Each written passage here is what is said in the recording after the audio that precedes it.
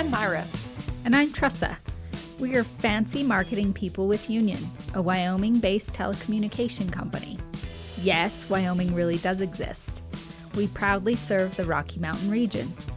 On this podcast, we will feature businesses, organizations, nonprofits, and influential people from Utah, Colorado, and Wyoming.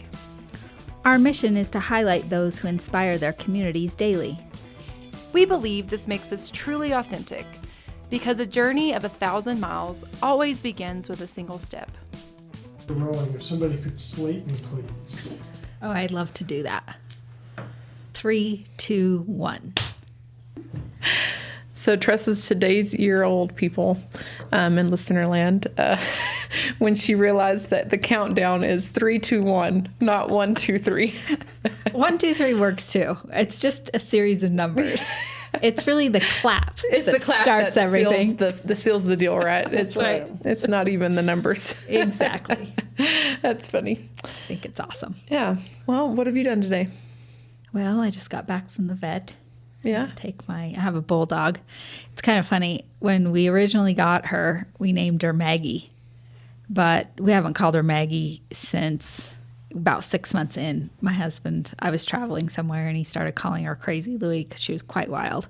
So we've just adopted the name Louie. And it's funny when we go to the vet walks in and says, "Hello, Maggie." And we're like, Who's the that? heck's Maggie? Yeah. We don't know her. Yeah. We don't know her. You're like turning around, Maggie who? Yeah, Maggie who? And she's like, "Who's that?" That is so funny. So she's still registered at the vet as Maggie? Yeah, I haven't updated it. Because then she's also a female. Yeah. So then when I say Louie, everybody I think she's assumes a boy. that she's a boy. So it's complex naming with my bulldog. But Yeah. anyway, she has some skin issues and hopefully some ointment will get her fixed up. She just turned 8 the 2nd. So she's getting up there. in They're age. high maintenance. You With know, their skin. we honestly have not had any issues. Like, she's been completely healthy. She's had 2 little skin issues this year. So I hope it's not something that's going to continue to happen. Yeah. But poor Geppetto, for those in listener land, Geppetto is my brother's bulldog. And little Geppetto, like in his creases, like you have to keep him real Clean. ointed up. I don't even know how you would say Ointed that. up. Ointed up. Real moisturized. Medicated. Yeah. A little. Moisturize. I know. I was like, lubricated. I don't like how that sounds. But the poor, he got like little sun damage on he's brindle, but half his face is white and then the other half is brindle. And the little white side, it's never been the same. Yeah. And they've done everything, Matthew takes very good care of this bulldog. And he's very well taken care of. And it's just one of those things. Yeah. I like the moisturize though. We should make a line for bulldogs. Yeah. Called, moisturize your face. I don't Please moisturize your folds. Moisturize Keep your folds. Yeah. Keep your folds lubricated all year long. Just think about the advertisement for that. Right. Like massaging in the little folds and watching it shine. And the way that their face moves with everything. Oh, yeah, their jowls. The whole thing. We could do a slow motion. Yeah. Like that. Yeah. What are we doing? All right, let's leave. Yeah, I thought to leave. You want to go start this? Yeah. That's smart. We come up with the best ideas. I know. I got to write them down. I'm like, gosh, I got my advertising campaign for Union next year. Now I've got a new side hustle, lubricated ointment, medicine, whatever for bulldogs' faces. I don't know. We got mini condiments coming in. Oh, yeah. We have shots of ketchup. Yeah. So everybody just look out. We're really rolling here. So I don't know. But yeah, it's really, I've never had a dog really have the skin things like a bulldog. But well, it's interesting because the vet tech that was helping us today, she's been at the vet for, I don't even know, 25, 30 years. And she was saying that when she first started, she said that they would rarely see skin issues in dogs.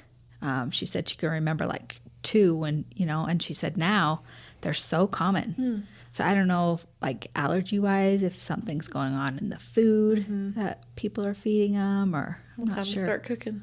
I know. Well, did you see there was an article about the oldest dog in the world, and I want to say he was over 30, and his owner fed him human food, made his food. He never ate dog food. and he lived to over 30. Wow. So maybe there's Well, that's something to that. I'm about to say. He Yeah. cracked the code of dog years or life. Or Yeah. That's so interesting. When I moved back to the Valley, I had a vet talk to me about like the grain-free fad. And I'm not educated enough, listeners, so don't come for me about the grain-free dog thing. But something she showed me, like some studies that she introduced to me said, kind of like human fads, like where we gluten-free, when there's real people that don't need gluten, like who says you really need to be dairy-free or gluten-free or plant-based or blah, blah, the whole 9 yards. It's kind of the same theory with dogs and grain-free. Like who said they needed to be grain-free, and it actually had negative side effects. The studies she presented to me, now I don't, again, not a dog expert, nutritionist person here, so don't quote me, anyone, but just I have a golden retriever, so she was showing me the side effects in my golden retriever. And so I stopped doing the grain-free.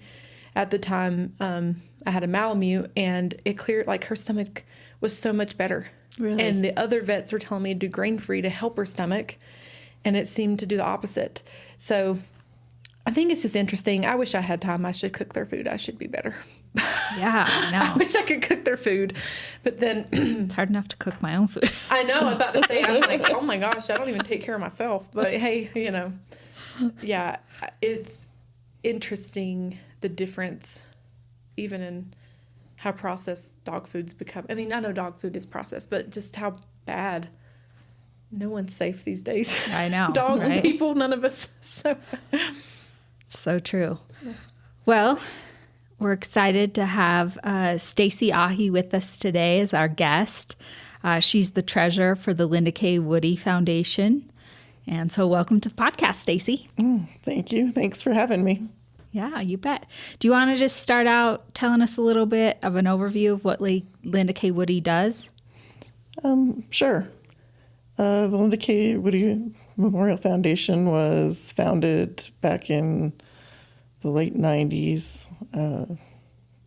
Mainly, its purpose is to try to help the families and people here in Bridger Valley. That's its main purpose. One of our biggest accomplishments, we got the daycare center built back in, I don't know the date off the top of my head. Was it like 2000? No, 11? earlier than that, but I don't remember. I don't either. I look at the plaque every I day. want to say 2009. I think, yeah. Yeah, somewhere in that time frame. Yeah. Well, and if people are, you've been following us for a long time. If you go back a couple episodes, when we interviewed Kendra, this is the same center, and she talks about when it was started. So they have the facts. They can, and Listenerland, they can put it together. Yeah, exactly. So what inspired the creation of it? It was my aunt. She passed away early. She was, before she married my uncle, she was a struggling single mom, and they wanted to do something to honor her memory. So, Okay. So like she struggled like with support with childcare and that type of thing. So, okay. So that this made a fit in her memory. yep. Yeah, that makes sense. Yeah, it's such a huge resource.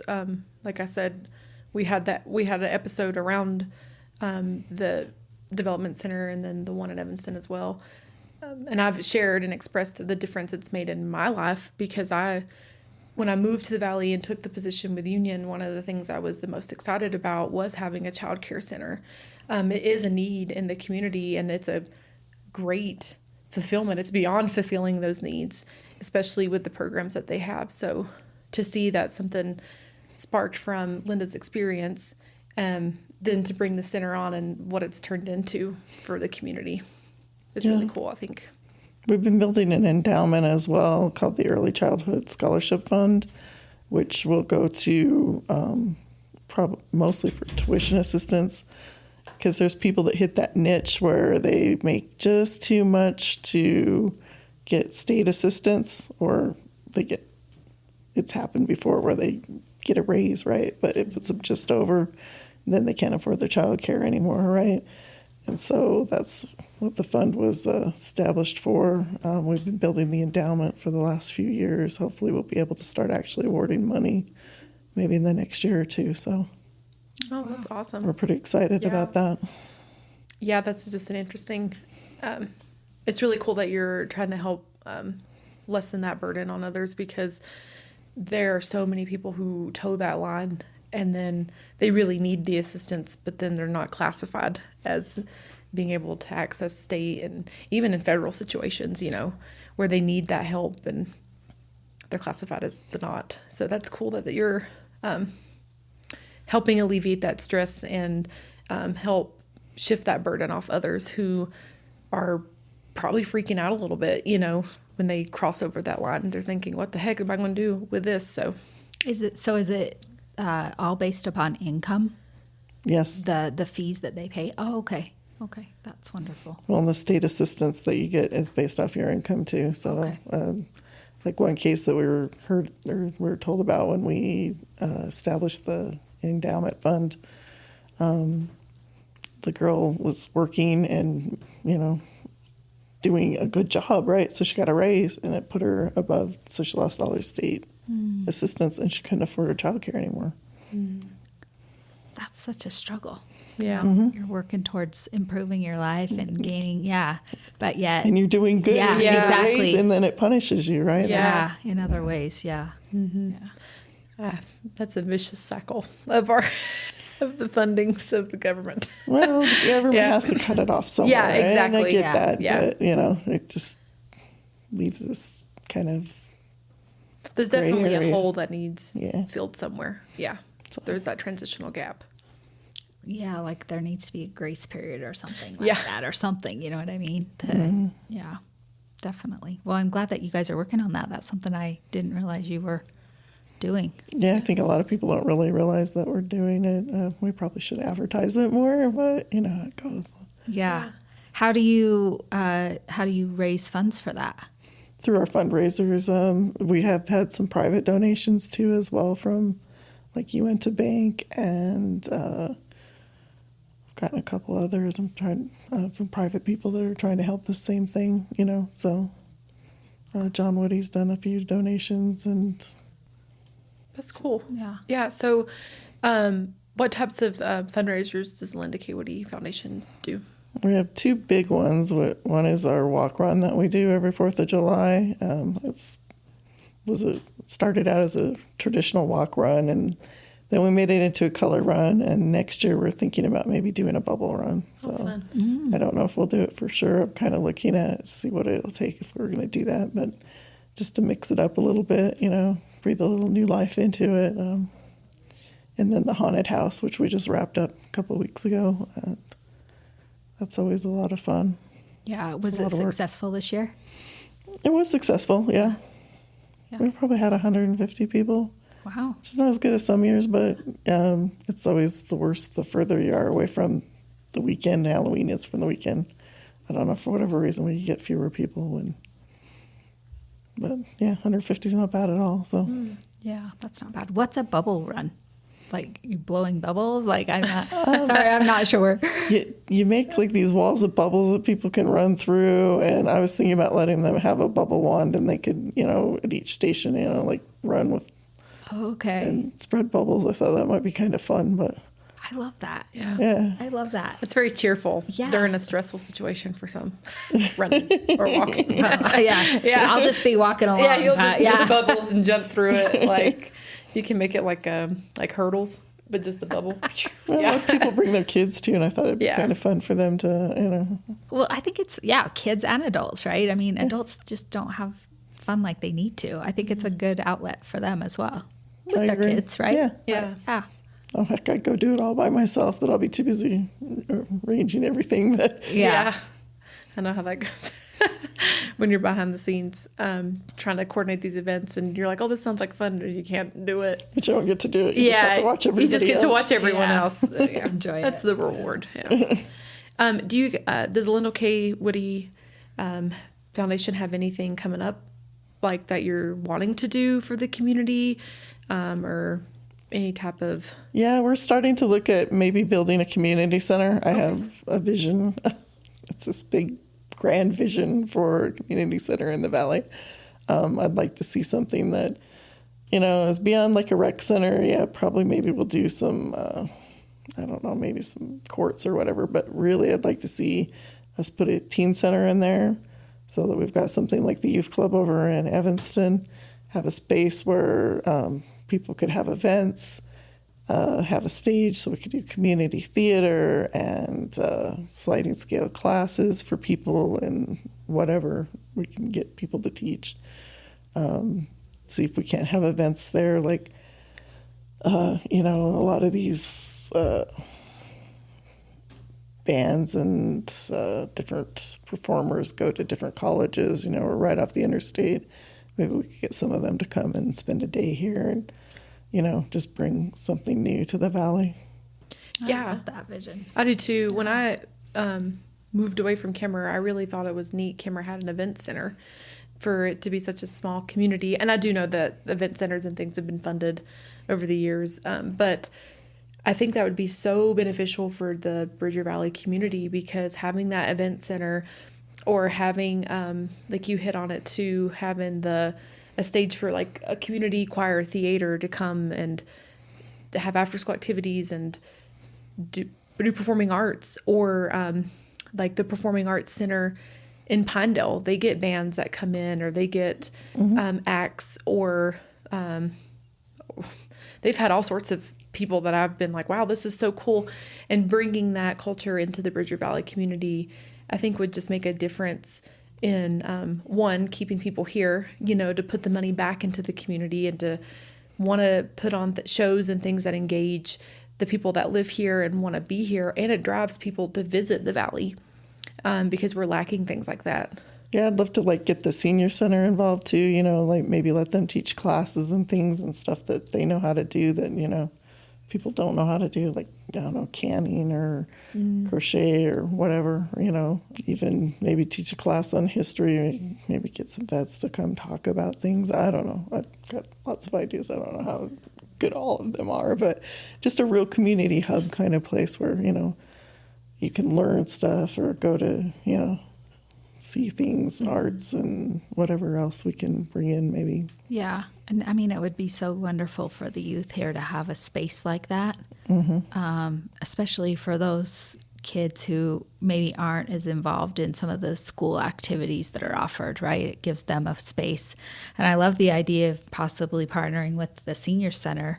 So they're like teaching the younger generation different arts and things that they know how to do, like canning, or I think about crocheting, you know. How many people today know how to crochet? Those are kind of things that are going to be lost if we don't teach the youth generations, those types of things. Young people. Those young people. I'm about to say, I know one crocheter, and that's my sister-in-law, and she's kind of a baddie. She's good. Is like, she? Oh yeah, Yeah. I know how to chain stitch. That's the only thing I know how to do.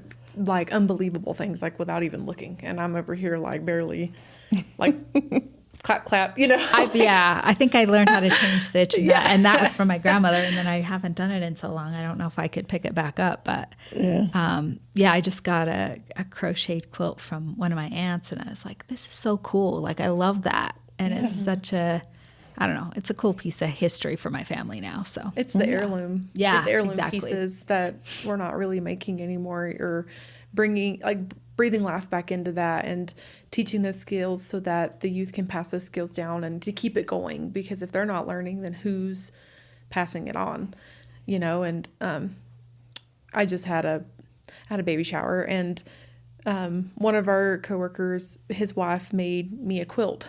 And I think we were all just sitting there like in awe.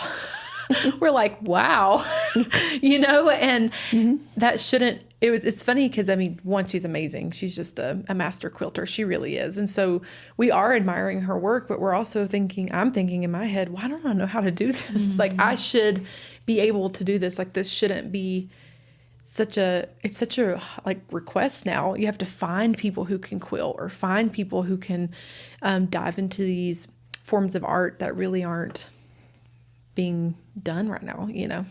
Yeah, I think it'd be cool to have, you know, maybe eventually build on a greenhouse and have a community garden, and I don't know, I have all these ideas. So how do we get this started? Like, seriously, like, what are the big things that have to happen, and how can people help? I think we could probably get it, well, we're going to need somewhere to put it, and that's going to be probably the first hurdle, right? getting it built, there's grants out there. I mean, it'll take a lot of work to get the grants to build it. The big thing is going to be able to we're going to have to build an endowment or something to run it, right? It's to keep it easy. operating. Yes. Yeah.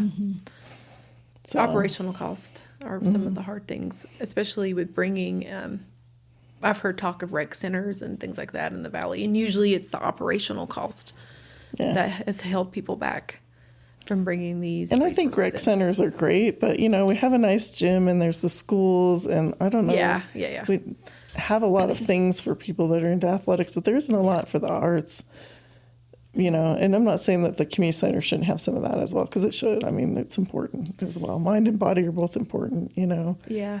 But I don't know. There's some great mental health, benefits too of something like a community center because, loneliness, especially in the winter, can be very bad. And having somewhere where people can go and, be engaged and meet people and realize they're not alone is, I think, important.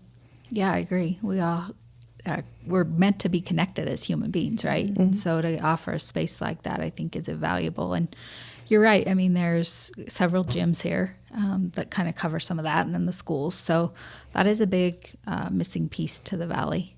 So Yeah, I love that it's the idea of a hub because I think about when we're looking for places to go, if we're trying to hold a class or we're trying to hold an event or where are we going, we're separating ourselves so much. And not that those other spaces aren't great because they do provide for us and I'm grateful to have those spaces. Oh, yeah. Sure. But I love that idea of the hub, like the center of the community, the one place that you're going to go where you can share hobbies and skills and conversations and meet people and make friends, because that's something that like with me moving to the Valley, if I didn't work at Union, I don't know how I would have met people right away, because not everybody joins into like a church community, or they don't join into the gym community or whatever, or they might not have kids, so they're not in that school community. So I love that idea that this gives people a place to just get together and connect.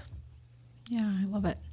Is there any way you specifically measure the success of Linda K. Woody in the community? I feel like the childcare center has been a success just because people are using it and it's, they're full up most of the time. So I feel like there must have been a need because people are using it, right? As far as the endowment, I think it'll be successful once we are able to start actually awarding the scholarships. Community center, I guess if people use it, that's what's going to make it successful, right? Yeah, the participation, right? Yeah.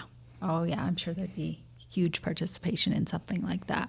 I would think so. Yeah. I hope so. So I was going to ask you what the future look like, but that's kind of it, right? The community center is kind of the future. Getting the endowment where it's able to give scholarships and, looking at maybe the community center.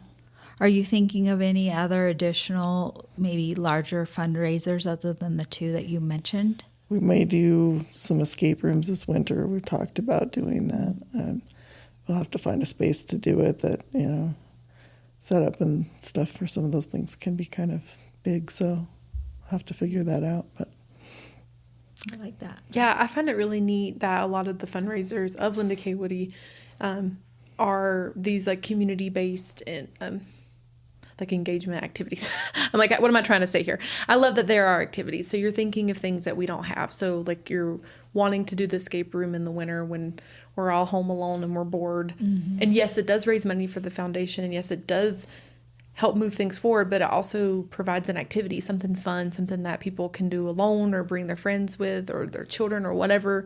Because we do like a lot of social activities in the wintertime in this community, unless it's a craft fair. Yeah. You can only go to the craft fair. Yeah, so much. Or unless you're sledding or you like snowmobiling or whatever people do here. If we had a community center, we could do, like sliding scale classes on how to make candles or, I don't know, paint or whatever. I think that would be a lot of fun. Yeah.